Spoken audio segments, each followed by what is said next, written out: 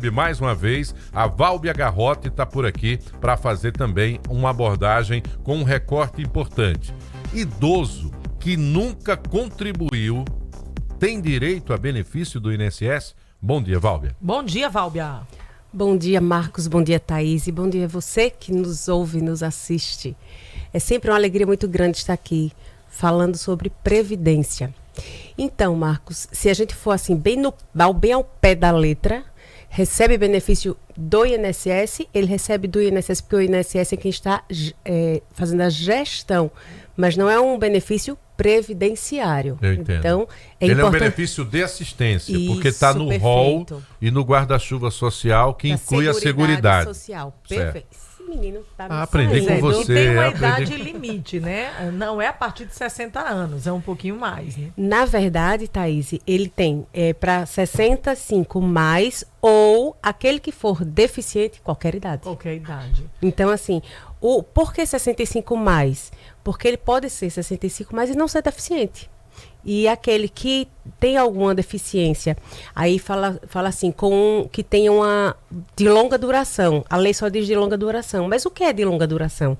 E aí vem as regulamentações, e na regulamentação ela nos explica que pelo menos 12 anos ou mais. Válbia, mesmo sendo um benefício assistencial, a renda familiar, ela conta como critério? Ela conta como critério, sim. O que é que acontece?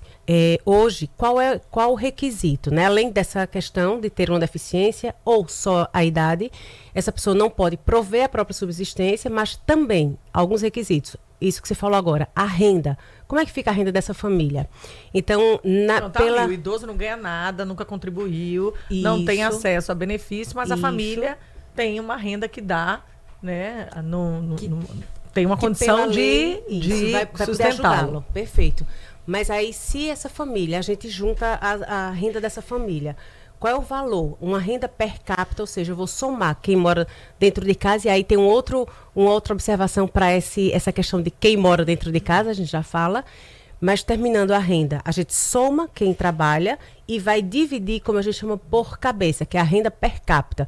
E aí, pela lei, é 1/4 do salário mínimo. É complicado, né?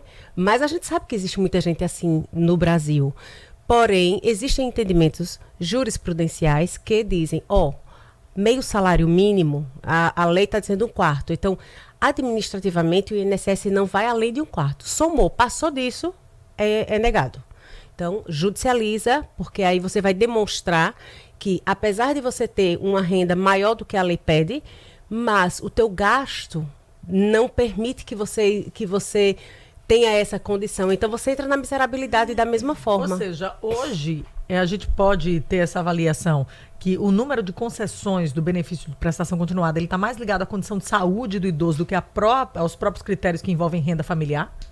Veja, eu diria que eles estão interligados. Por quê? Porque precisa da questão de idoso, mas necessariamente você precisa ter essa renda. São coisas que se interligam, elas se complementam, entende? É levado em consideração do mesmo jeito. É levado em consideração do mesmo jeito. E aí, para isso, além disso, o que é que precisa ter mais? Essa família, e aí é importante as pessoas entenderem, não é só essa pessoa que precisa, mas toda a família precisa estar no CadÚnico. Esse é um outro requisito que precisa existir. Mas, afinal de contas, Marcos, quem é a família para isso? Um detalhe importante, porque o governo precisa ter pelo menos um controle, né? De tentar saber para onde esse dinheiro está indo, né? Quem é essa família, né? Para a gente poder entender. Porque vamos imaginar que a pessoa que precisa é o idoso, como a gente começou a conversar, né, Thaís? É um idoso, mas esse idoso mora com quem?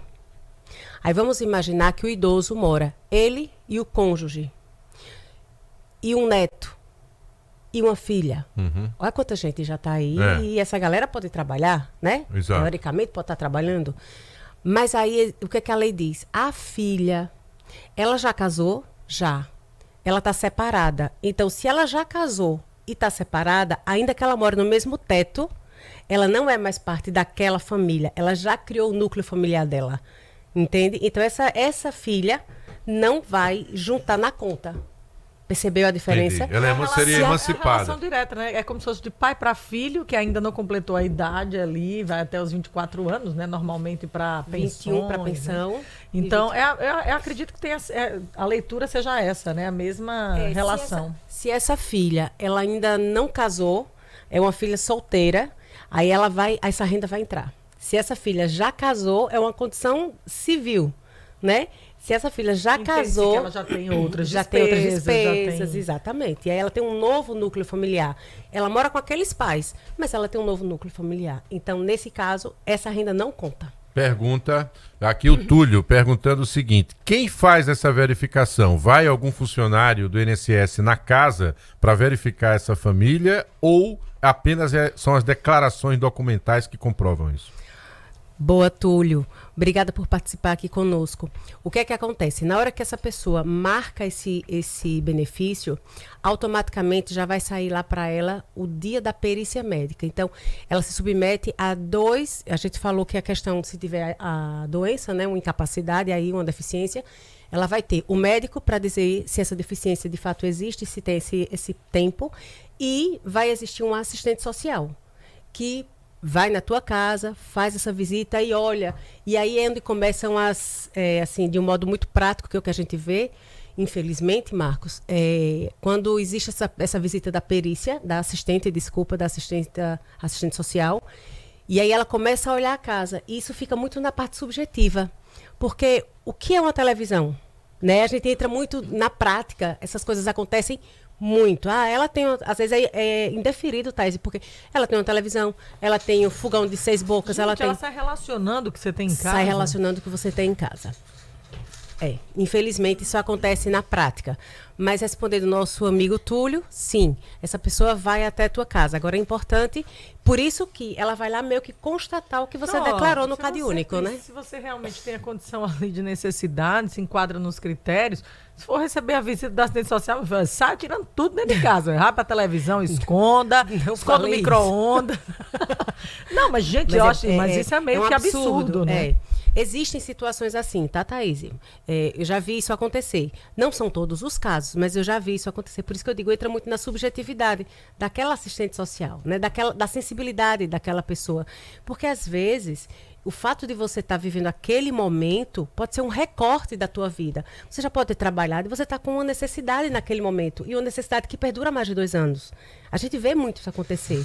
Né? O fato da pessoa ter uma moto ou alguma coisa desse tipo, que às vezes isso acontece, ele pode ter tido lá atrás, mas agora ele não está vivendo mais isso. Então é importante que a consciência ela exista também por parte das pessoas que trabalham do outro lado. E às vezes a gente vê infelizmente, essas situações acontecerem na prática. Pois é, o mais importante é o seguinte: o direito existe, ele está aí, precisa dessa provocação para que você vá e, obviamente, seja reconhecido. Tem uma outra notícia, uma outra pergunta aqui, acho que não se encaixa, mas como aproveitar a presença da Válbia. Se esse idoso já tiver sido acolhido por alguma entidade, ele pode ter acesso a esse BPC? Perfeita essa pergunta. Ele pode sim. Vamos imaginar aqueles idosos que eles estão nessas casas, né? Nesses... de repouso, de apoio. De repouso, exatamente. Veja, se a gente lembrar que quem é o núcleo familiar, ali nós não temos o pai, a mãe, o filho, que seria teoricamente dependente financeiro. Então, ele pode sim. E eu vou além, tá? Para você que está aí nos ouvindo. Esse idoso, ele pode ter dentro de casa, nessa renda per capita, um outro idoso que receba também um BPC e vai contar, ele pode e não vai contar para a renda per capita.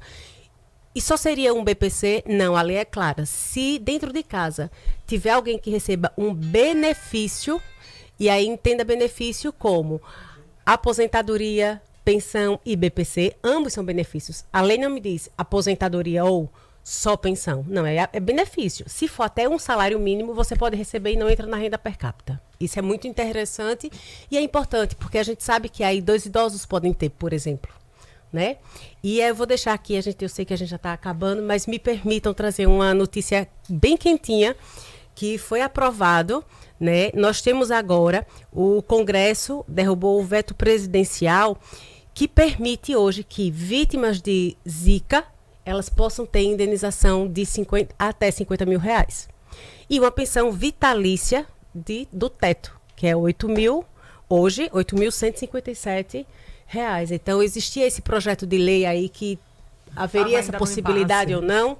Então, você, vítima de Zika vírus, se você ficou com alguma deficiência, é a hora agora, o seu direito de buscar essa indenização. E aí a gente vai tentar aprofundar na semana que vem. Se você quiser fazer um capítulo só sobre isso, a gente traz os casos, como é que foi a repercussão e principalmente o que passa a valer a partir de agora, porque é mais um direito, você, cidadão, não pode perder isso. Isso aí envolve os casos de crianças que nasceram com microcefalia. Exatamente, Thaís. E aqui, nesse projeto que foi aprovado, o que é que ele diz? Pessoa com LOAS pode receber essa indenização. Entendi. Isso é importante, porque é um benefício. Eles entendem que as pessoas com LOAS e de repente teve essa sequela de Zika vírus, você vai ter direito a essa indenização. Isso é importante. Semana que vem a gente aprofunda mais. Foi uma notícia de última hora trazida pela Válbia e a gente, claro, discutirá na próxima quarta-feira com a advogada previdenciária Válbia Garrote, tá? Hoje a gente falou sobre idoso que nunca contribuiu se ele tem direito ao INSS. Obrigado pela sua audiência. Fique com a gente e atenção, 7h42, acaba de ser divulgada uma informação importante.